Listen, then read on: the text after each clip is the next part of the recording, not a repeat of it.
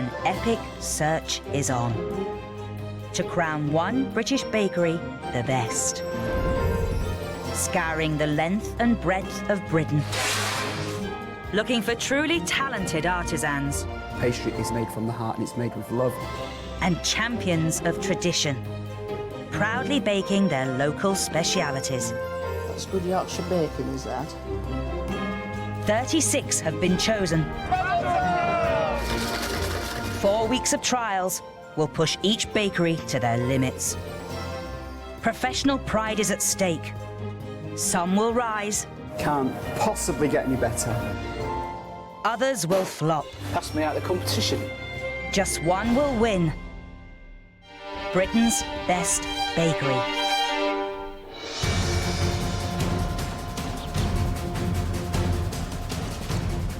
On the hunt for Britain's best bakery are expert judges. Mich Turner, whose cake-making expertise has earned her an MBE for services to the catering industry. I've made cakes all my life. I want to meet people with a passion for what they do really well. And Peter Sidwell, an award-winning artisan baker, author, and one of the country's leading bread experts. I want to see breads and bakes made properly, and I want to see them made with love, care and creativity. Today, the hunt continues as they move to East Anglia, where rich arable lands have led the area to be branded the breadbasket of Britain. Here, 3 competing independent bakeries, who've been nominated by their customers, are all desperate to win a place in this week's regional final. And the first challenge, a visit from our judges. The contestants must demonstrate not only mouth-watering products, but also attractive shops and knowledgeable staff. We've got this one here, which is the round one, or we've got the multi-grain, which is the square one there. That one there. Our first baking contenders are the Tudor Bakehouse. Welcome to Tudor Bakehouse. That sounds awful. The Tudor Bakehouse, which is to be found in the pretty village of Harleston, just north of the Norfolk-Suffolk border. Right in the high street, and we see lots of sort of customers coming past and coming in, so it's a very busy little bakery. Yes, it is, yeah. We've been here for about 21 years now. I think, in my opinion, there's always going to be a place for a trad bakery with the lovely breads behind, donut, Belgian bun, Viennese finger. Let's have it. Let's enjoy it. That's what I've got. Well, it's great because, you know, on our journey, this is what we are looking for. We are looking for a bakery that has that real sense of community, its place on the high street, and you know, you're ticking all our boxes. Yeah, I hope so. The Tudor Empire is 4 shops and 18 staff strong. Can I have one of each of these donuts, please? And king of the baking castle is owner Paul. Hello. Stand by your beds. In 2007, Paul hung up his oven gloves and concentrated on the business side of running the bakeries. But it wasn't a happy decision. I just wanted to go back to baking bread. Yes, the lure of the loaf proved too strong. I love a crusty bloom or a crusty roll, or just seeing a Viennese finger, or see the little teddies and men on the shelves. Hey, it can't get any better than that. It's better than any restaurant. It's better than anything. Oh, what a beautiful morning. Oh, what a beautiful day. Can I put the radio on? His daily bake puts a song in Paul's heart. But will the Tudor Bakehouse have the judges singing their praises? So can we have one of these? Yes, yep. I made a Viennese finger, and I've done them 34 years ago. Yeah, they look great. But really I know, good. but we're still doing this. That's my old recipe, and it's still what we're doing now. The Viennese finger is a staple of the Tudor Bakehouse repertoire. A velvety melt-in-the-mouth biscuit, sandwiched with buttercream, and then dipped in milk chocolate. It's lovely the way that the chocolate melts. It's not a really dark chocolate. The chocolate balanced really nicely with the cookie, so it's not too strong and bitter. But that shortbread on the biscuit there, when you bite into it, it really sort of crumbles away. I can understand why, having been the backbone of your business 30-odd years ago, it's still such a strong prominence in your collection today. Tudor's Bakehouse, it's built around enthusiasm, passion, and a real wealth of experience. And it's just a pleasure to visit. So a good first impression from the judges. But what will they make of bakery number 2? Meet the bakery bringing a taste of Rio to Britain. Lazy afternoons punting down the River Cam, thousands of bicycles, and the heady world of academia is what normally springs to mind when you think of Cambridge. But it's the Brazilian-inspired Christine Patisserie that the judges are hoping to learn more about. It's very different food. You know, I try to do, you know, the Brazilian things like small, because it's always powerful. Is that typically the Brazilian way? Because I can see on the counter here you've got lots of small, rolled little sweets. Yeah, it's like a treats. party sweets. Since 2008, Christine Patisserie has been bringing a taste of carnival to the Fens. Thank you. Sugar is just on the other side. Thanks to this Brazilian expat and her 2 staff. While the location is East Anglia, the small, pungent sweet treats on sale are distinctly South American. It started from, you know, my childhood. My whole family is involved in cooking, and we're Brazilians. We like to cook. I think baking, especially when you do like cakes and things, you just like making somebody else's dream come true. For owner Christine, her dream certainly came true in Cambridge. I came here to visit my sister, and I met my husband. The first person on the first, you know, place we went, and probably in the first hour that I was here. It's the longest weekend of my life. These are the ones that have been winking at me. What's in here? Because it's phyllo pastry on the outside, I can see, but what's inside? Guava. Guava. Well, it's like a hard kind of jam. Okay. And soft cheese. I would never dream of that as a combination. Guava and soft cheese. These phyllo pastries are a traditional Brazilian afternoon treat. But will our judges find them just as appealing? Lovely and crispy pastry. Oh, they're delicious. Thank you. And what's lovely is the jam hasn't made the pastry go soggy at all. It keeps it, you know, the pastry is really crisp, and then you get that lovely, real intense bite of the guava. I had no expectations when we went in earlier. And then to try the lovely things that we did and the real sort of morsels and that real flavour of Brazil, and to really see the passion coming through into her products. For me, that is a real plus. To have a bakery that creates things you've never seen. You know, Cambridge is really lucky to have something like that. So another good first impression for the judges, who love their taste of Brazil. But what will they make of the final bakery? Meet today's last contestants, the Metfield Bakery. It's north from Cambridge to the city of Norwich, and to Louis' Deli, run by the Metfield Bakery. Oh, it's a lovely welcoming window, isn't it? Looks busy, plenty of food. It's got a real kind of eclectic, quirky, modern British feel to it, which is exactly what we want from a high street, I think. Sarah's obsession with car boot I'm sales and obsessed by country life. Yeah. The Metfield master plan was drawn up by Stuart, a top London pastry chef and native of Norfolk. It was quite hard then to find good bread in London, so the pastry chefs, a lot of the pastry chefs started making their own bread, and I was one of them. I'm passionate about bread. I mean, the people that work for us are passionate about bread, and for us, it's very much a creative process. The homecoming hero returned east to fulfill his dream of making award-winning bread. Every time you strive to perfection, you never quite achieve it, but the next time you get a little bit better, and a little bit better, and a little bit better, and that's what I love about it. His bread business booming, Stuart soon acquired a city centre deli to showcase the marvels of Metfield.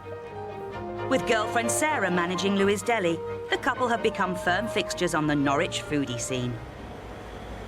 It's really nice to build up a relationship with customers. It's like you might have a regular pub that you go to and they know what pint you have, and it's the same here. So it's got it all. It's this that's caught my eye. It's a bread and butter pud, but you've made it with chocolate croissant. It's croissants, yeah, they were.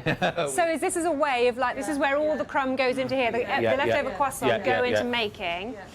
Look at all those textures. You can see the different layers of chocolate, croissant in there. Free-range eggs from Stuart's mother's farm. Their chocolate croissant-based bread and butter pudding is an indulgent, rich dessert. Butter croissants are mixed with egg custard and chocolate to give a fantastically rich bake. This is quite a sort of traditional British kind of thing, isn't it? And you've given it that real sort of continental twist. Well, I think that's a really lovely idea for being able to use up, you know, leftover croissant. It is a really nice idea. I loved Sarah's influence on the bakery, that when you walked in, it was a deli bakery. It was the aspirational lifestyle that you were buying into. I kind of see that as the 21st century bakery of the future in England. It's kind of that quirkiness, it's that shabby chic, Rule Britannia, and I really love that. With all the bakeries impressing Mich and Peter so far, next, there will be no let-up in the pressure as the judges put the contestants to work cooking their speciality bakes.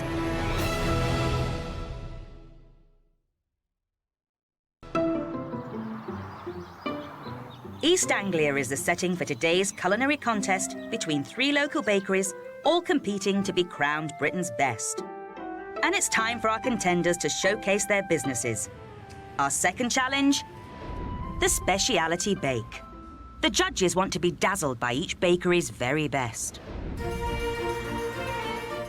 First to the Tudor Bakehouse in the small town of Harleston, Norfolk. There we go, that's great, thank you. Where their regulars all have their favourites. The sausage rolls are lovely. Very good. We do buy our bread here, and it, you know, obviously has a variety. And since they've opened the cafe as well, their variety has even broadened, so they've become even more adventurous. And for a small community town, that is really excellent. Though it's up to Paul to decide what will impress the judges the most. Tell me what your speciality bake's going to be. A Bavarian Donker. Donker bread is of German origin and uses a dark, malty grain, which gives it its characteristic rich flavour. As one of the world's largest bread manufacturers, Germany produces some 300 varieties of bread. It's just something that says a bit about me. My father was German. Yeah. We went to Germany. I was brought up on pumpernickel bread and So rye. is it like a style of pumpernickel, this It's donker? not quite pumpernickels, but it's a dark rye. Okay. This is me. This is what it is. The Viennese. And That's what the speciality bake's all about. It's your opportunity to show you in your baking. Yeah. I always think the sign of a really good loaf of bread is if you've bought it and it doesn't make it all the way home. Start nibbling, you know. My sister lives in that part of the world, so when I go over there, you know, that's the kind of bread that I like to eat. So the pressure's on Paul. He's not only got to impress the judges, his family's baking heritage is also on the line. He mixes the donker flour with fresh water.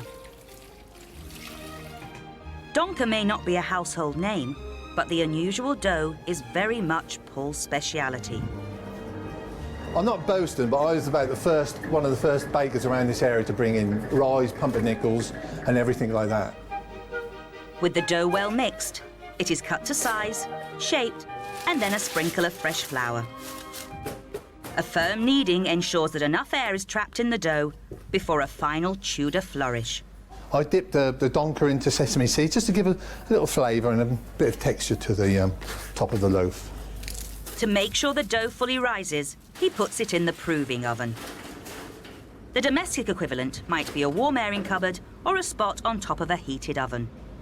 Then I have 25 minutes in there. Ah, they're ready now. You can see the cut. Once the dough is risen, it's ready for a quick spray of water to help create a crispy crust. These German loaves will set you back £1.70, and they sell around 100 a week. Oh. Would my dad be proud of these loaves? I think he would. Yeah, I think he'd be very proud. They're good. I'm pleased with them. Peter has won gold awards for his own range of artisan bread mixes, so he knows what it takes to create a fantastic loaf. What am I going to see when I tear into this? You're going to see a really dark, rich, malted loaf. It's who I am, and if it's my only one chance, this is the chance. It's got a wonderful sort of malty, rich, deep, dark smell to it, and it's quite a close crumb. You can tell it's that fusion of German rye with that kind of anglicised, fresh, fluffy bread that we like as a nation, I think. It's got a nice crust because of the steam that you've injected into there. It's executed really well as a loaf of bread, I think. Ultimately, how it tastes, let's wait and see.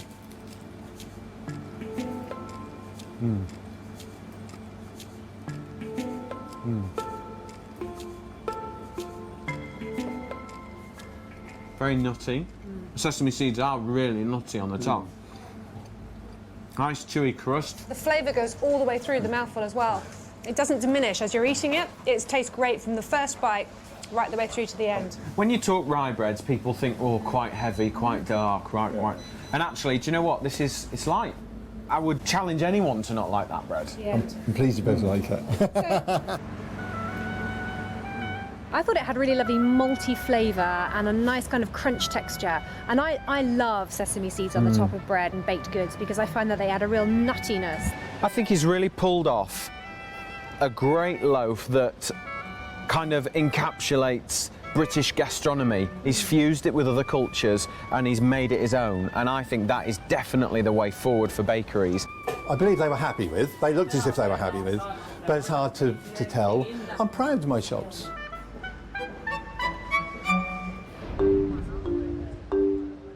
Next up, we punt back to Cambridge and to the Christine Patisserie. Anything else? The Brazilian owner's samba stylings have certainly got the locals salivating. It'd be very difficult to choose, but I think I would go for the coconut and Coca-Cola cake. Fantastic. I will go for a nata. They're amazing and they're a bit more oriental than you would get in an ordinary European patisserie. What is the speciality bake that you are going to prepare for us today? I'm going to do a brownie. The chocolate brownie originated in America at the end of the 19th century and has been a staple of bakery shelves ever since.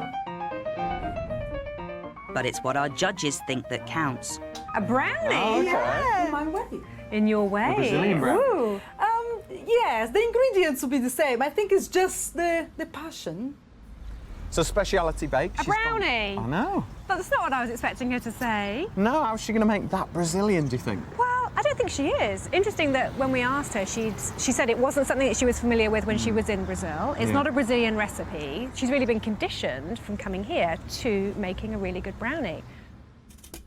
Christine starts by adding eggs to vanilla extract, then sugar and flour.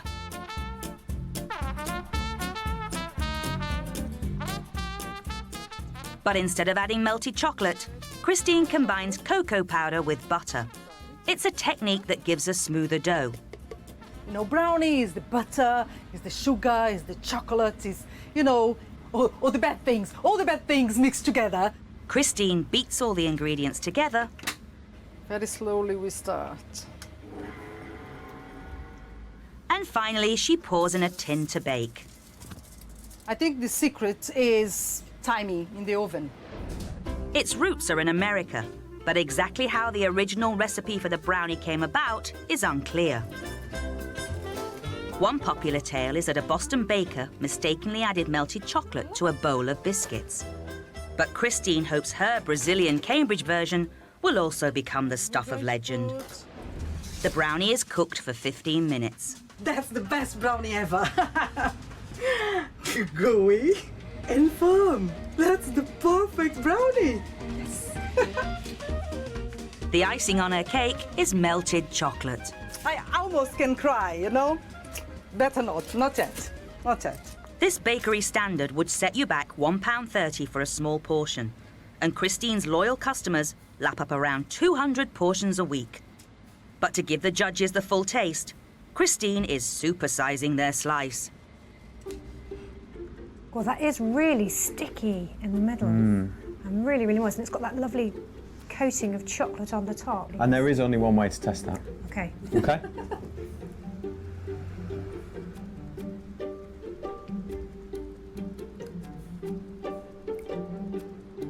Very soft in the middle, very chocolatey. Very chocolatey. I think the texture on this is really interesting. Very indulgent kind of to eat, isn't it? It feels very fudgy, mousse-like almost. I'm just really surprised it doesn't have any melted chocolate in there, because it is chocolatey, but it's not, you don't get that kind of real strength and kickness of chocolate. Almost like at a the very slight back. bitterness that you need with a brownie, Yeah. so it's not too sweet. Yeah. Yeah. For me, she should have really drawn on her Brazilian heritage and wowed us with something we've never seen. Instead, she's kind of gone down the route of her bestseller. I'm slightly disappointed. I had huge expectations. I was expecting really lovely flavours and textures, and for me, it just didn't quite deliver.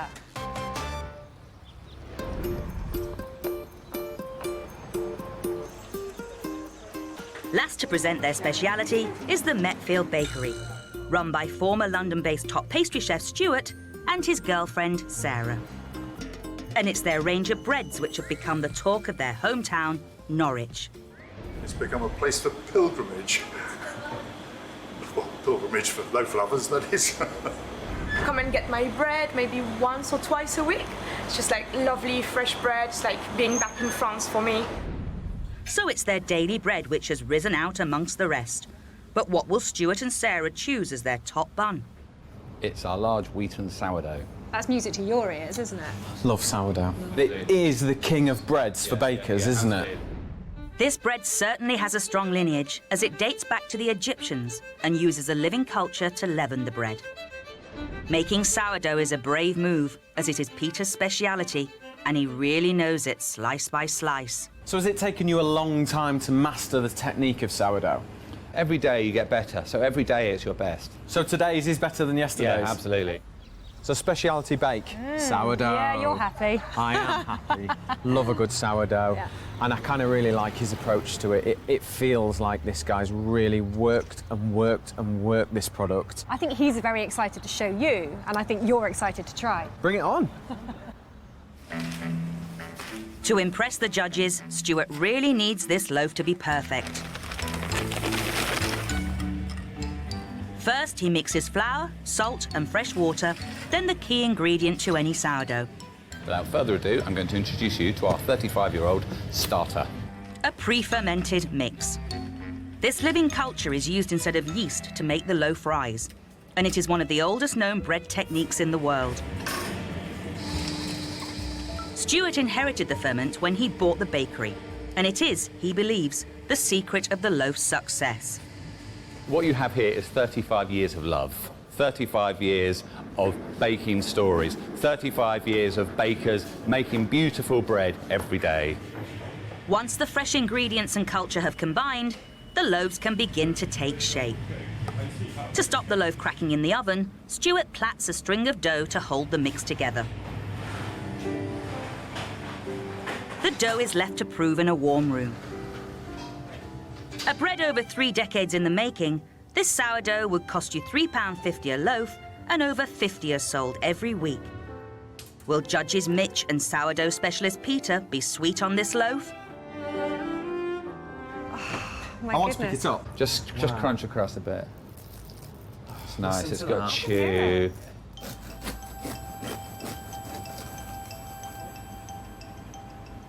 Look at the great big air pockets in there. Wonderful, chewy crust. It just whets my appetite.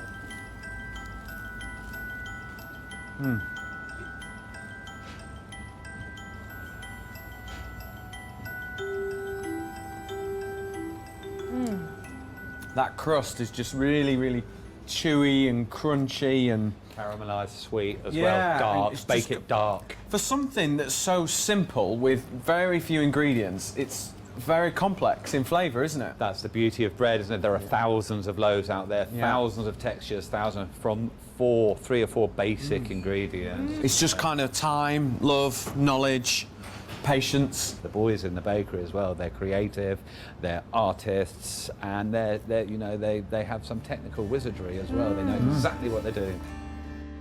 That was a real experience, that sourdough. It was probably one of the best ones I've ever tasted. Really, really good. I said when I started this journey that I wanted to find a product that I'd be prepared to walk over hot coals for, and I think I've just found it. Really? Yeah. On a bread, not Yeah, cake? on a bread. Wow. I think we could win Britain's best bakery. I'd like to think we can win Britain's best bakery. We have the people, the skills, the knowledge and the products. So the Tudor Bakehouse and Metfield Bakery have both impressed with their breads. But the chocolate brownies at the Christine Patisserie were less well received. Next, our contestants need to create an impressive bake of the judges' choice as they're challenged with today's Baker's Dozen.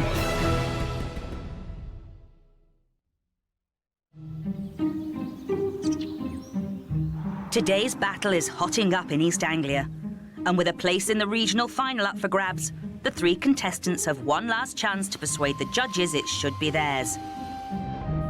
It's time for today's Baker's Dozen Challenge.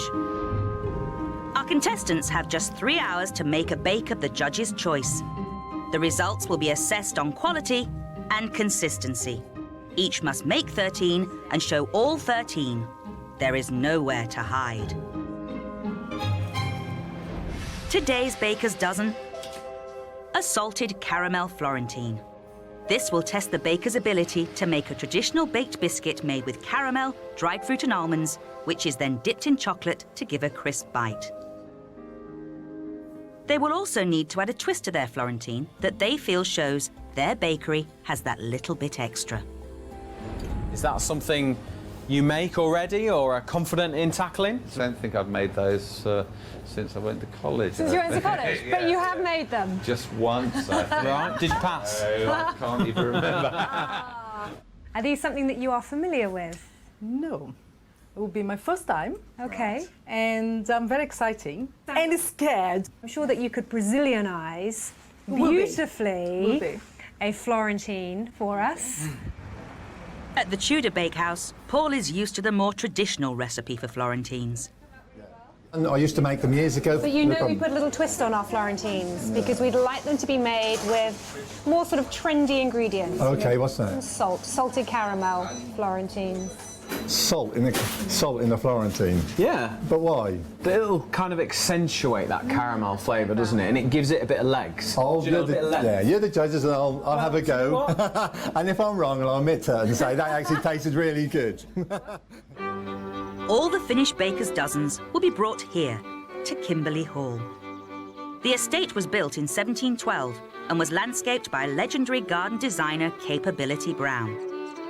And it's here that our experts Mich and Peter, who have over 40 years baking experience between them, will taste everyone's efforts and declare one bakery today's winner. The first thing to do is get cracking with the caramel base, a mixture of sugar, butter and cream. I'm going to do what I've always done and go for the basic recipe. But Paul is still not convinced about one ingredient. I've been baking for 30 odd years and I've never put salt in, but hey, we'll try it. It's good. So salt's going in. Having never used salt in this way before, Paul will have to take it one step at a time to get the balance right. Why am I waiting for my butter to melt with my fresh cream and my salt? In Cambridge, at the Christine Patisserie, caramel is also being made, but with a twist. We're making kind of caramel with butter, sugar and honey. Just have to make sure the sugar is completely melted. At the Metfield Bakery, perfectionist Stuart is also keen to get the caramel spot on, but it's not looking good. There's too much butter in it, I think. So with the first batch of caramel not up to his exacting standards, it's back to square one. Start again then, please. 180 butter, 300 sugar, 120 cream. Yeah? Thank you. Now we're going to try putting a little honey in it as well. I think it's going to work. See, the honey has the effect of stabilising the sugar and stopping it crystallising and allowing it to come together. Otherwise, the butter and sugar mixed, you get quite a dry, kind of crystalline mix, and you can't do much with it. All being well, Stuart should now be happy with his caramel. I think we need to move a bit. Christine's caramel is ready for the next stage, and for this, she is going back to her roots. I chose to put Brazil nuts, because that is, represent my country. Brazil nuts is like a specific flavor in that. It will be crunchy, nutty, and nice. It's often assumed, given its name, the Florentine was invented in Florence, Italy. But it may, in fact, be a French fancy. At the Tudor Bakehouse, traditionalist Paul is sticking firmly to his recipe for the fruit, starting with glacé cherries. The reason I wash them with glacé cherries is because they've got all syrup on them. Otherwise, they'll just clog up. He mixes his syrup-free cherries with dry peel and chopped almonds, then a small amount of flour just to absorb any excess moisture, which he then mixes with the gooey caramel. There's nothing traditional at the Metfield Bakery, where former top London pastry chef Stuart is using more elaborate fruit in his Florentines.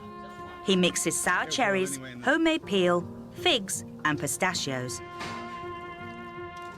With all three bakeries having mixed their nutty caramel bases, next they must decide what form their Florentines will take. The judges will be looking for a uniform size as well as great taste. Right, I'm ready to go here.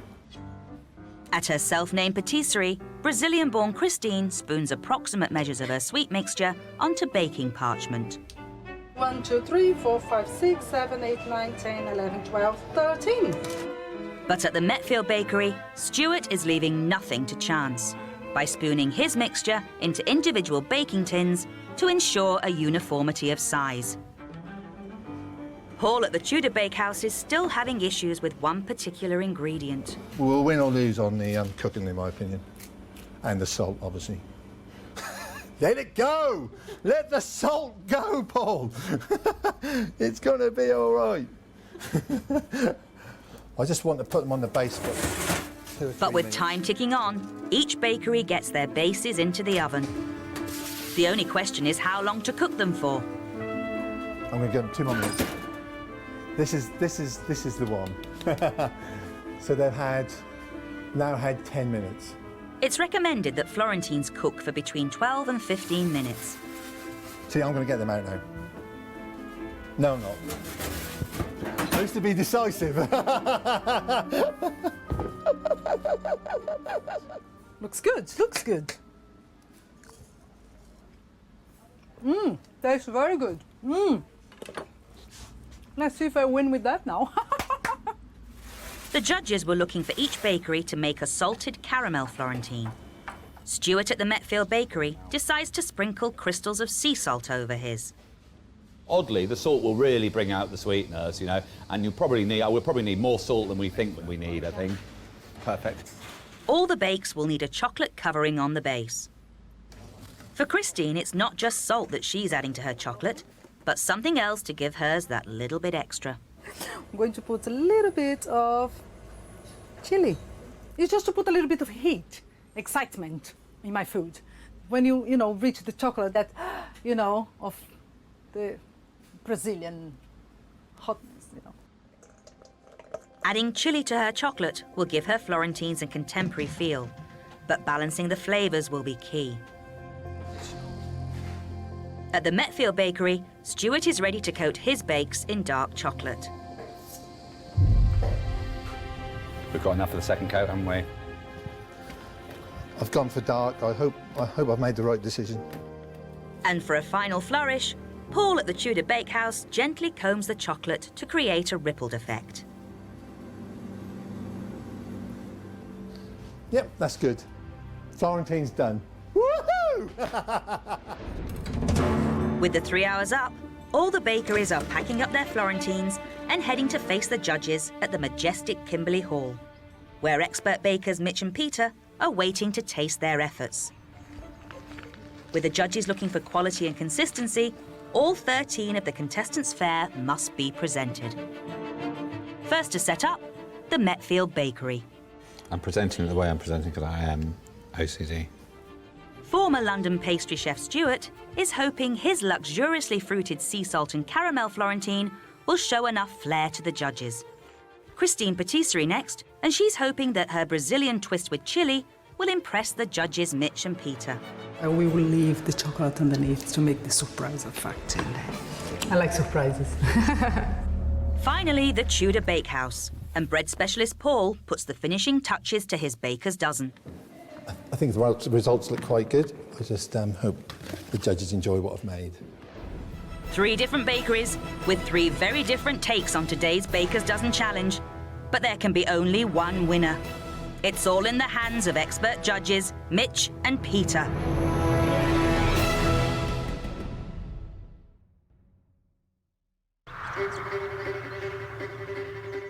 Today's contest is in East Anglia.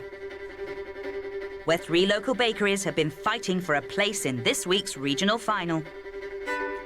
And the climax of today's contest is here, at Kimberley Hall.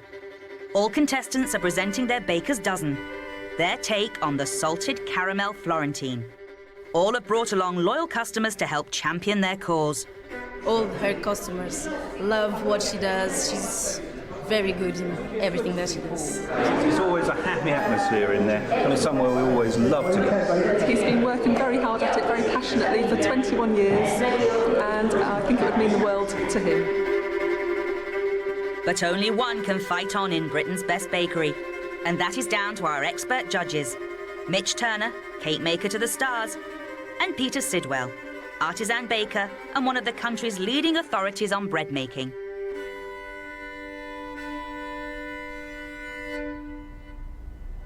First up, the Metfield Bakery, and former London pastry chef Stuart, who impressed the judges with his sourdough loaf. But will his Florentines go down just as well? These Florentines, to me, look indulgent. I want to bite into them. I can see those real sort of crunchy nuts on the top, fruits, the peel, the cherries. The judges are looking for excellent texture. You see, when you break it apart, you get that chewy texture on the Florentine. Okay?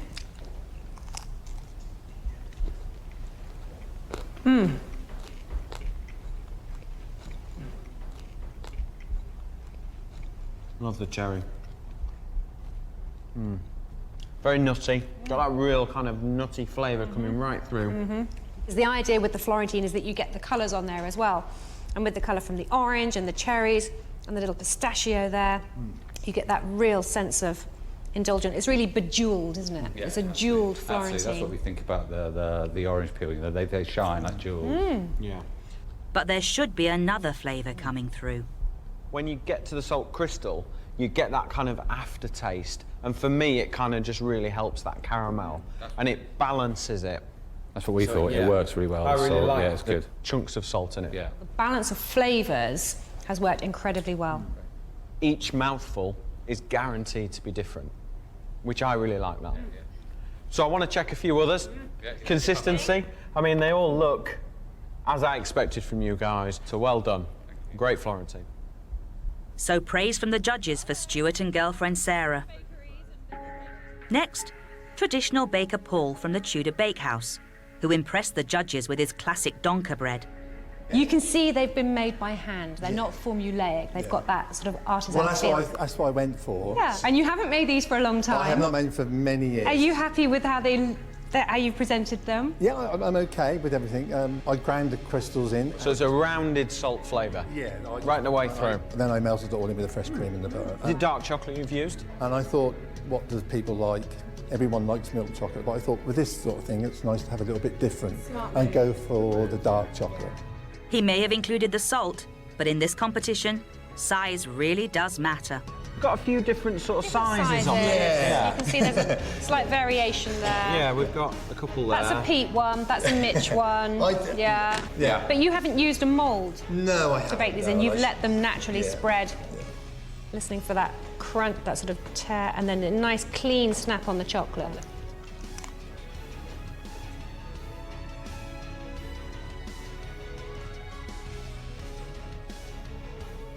Quite delicate, aren't they? Crisp. It's got a lovely snap bite to it. But it's quite balanced, though, isn't it? It's not over sweet. No. Which, you know, the salt might help with that. Yeah. It's light. Yeah. It's fresh. I think I would have liked to have seen more fruit in this one. Okay. For me, it's the flavour of the nuts sort of coming through. Nice crisp, nice chocolate, very delicate. All in all, a very good Florentine. Well done. Thank you. Finally, Brazilian baker Christine. The judges were disappointed with the lack of flair from her brownies. But will her chili chocolate Florentines get the judges hot under the collar? Beautifully presented, all very consistent in size. Have you put Brazil nuts in these? Absolutely. Brazilian nuts, and is the orange peel cherries. Okay. And a little surprise, I put a little bit of chili. But again, nice artisan shape. So you've made these by hand, and you put a lovely smooth chocolate coating on the bottom. There, look. And the chili, where's the chili then? Is it in the chocolate? In the Right. Look, you can see that real depth of Florentine. You've got a real height on the actual biscuit itself, and then a good bite of chocolate underneath. Oh, you can smell all the chili. flavours. You've got it all there, haven't you? I can smell the chili in that. Enjoy.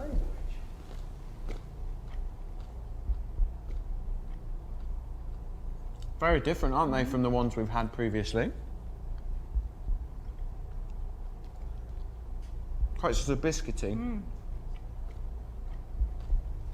It's biscuity, but it's got gut. Oh, the chili comes through right at the end on the chocolate. I think there's the perfect balance of chili in that, because I'm not a big fan of chocolate and chili. I don't get it. It doesn't work for me. But do you know what? I think you've got just the right amount in there. It's more aromatic than hot, which I think is a good thing. I have to say, for somebody who's never made a Florentine before, this adaptation is really, really I tried lovely. I tried to, you know, see what Florentine was about and put a little bit of twist. I love the fact that you've put your stamp on it. Yeah, it's coming on. Amazing. Very well done. Well done, yeah. Thank you. You should be very Really proud. nice. To make their final decision, the judges must weigh up each contender, taking into account the visit to the bakery, their speciality bake, and the success or otherwise of the baker's dozen. Only one bakery can progress to represent East Anglia in this week's regional final. Mich and Peter must now decide which. So we've got three really different bakeries, very different approaches to the way they deliver their goods. And we've got to choose a winner. It's a really, really tough ask. The bakers now face a tense wait, but for the supporters, a more pleasant task. Tucking into the leftovers. Gorgeous. Really, really good. Really, really lovely. These are fantastic, so go on, Paul. Metfield's speciality bake, the sourdough, king of breads, absolutely knocked that one out of the ballpark. It was the best sourdough I've tried for a long time. Their Florentines were like a real bejeweled deliciousness. Every bite was just that little bit different, and for me, they'd really thought about that. We're in this competition to win it. We're very proud of our products, so we're very proud especially of this stuff. Tudor Bakehouse is a very traditional British bakery. Paul's Bavarian Donker was a real tasty treat. You know, it wasn't the richest, darkest, heaviest rye bread I've ever had. But you know what? That would work really well with the British market. They would love that bread. We had a very lovely, clean, crisp Florentine with a lovely coating of chocolate, beautifully tempered throughout. I was disappointed in the size, and they noticed it straight away, but I'm pleased. That'll do. That's good.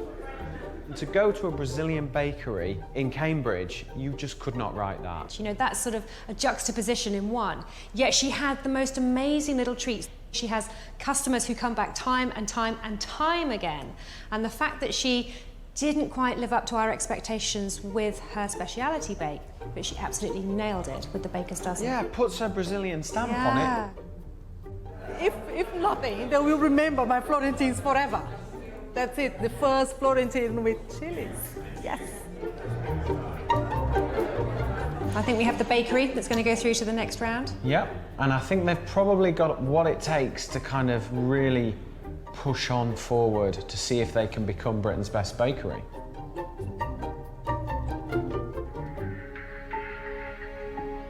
The time has come. There is only one bakery that we're going to take through to the next round. The bakery that's going to be coming through to the next round is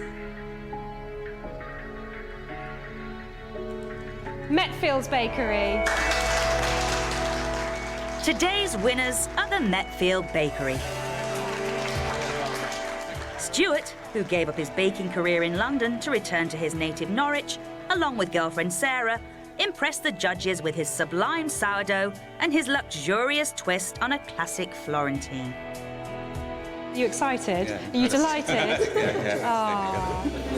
Yeah, no, that's good. Thank you, my I am disappointed, but it's been great though. So anyway, onward I can start enjoying my business and we'll move forward from here. When people talk about Cambridge, she will remember me. For one way or the other. Even though for the spices, I'll be there. We're really happy about this. You know, we put a lot of love and work into this. We're thrilled. Metfields have some really endearing qualities and some amazing technical ability. I really want to see more of their skill. I want to see more of their local produce. That, for me, ultimately, for a really good bakery, I've got to know where I am in the country, and I just hope they can translate that into the next round. They're going to be the bakery to beat in this competition. Next time, as the hunt hits the West Midlands, 3 competing bakeries get creative. We've moved away a little bit from following the recipe. As they indulge their passions. Like a chocolate dream. And relationships strain. He's a bossy little brother. Thank you. But only one will progress as the search goes on for Britain's best bakery.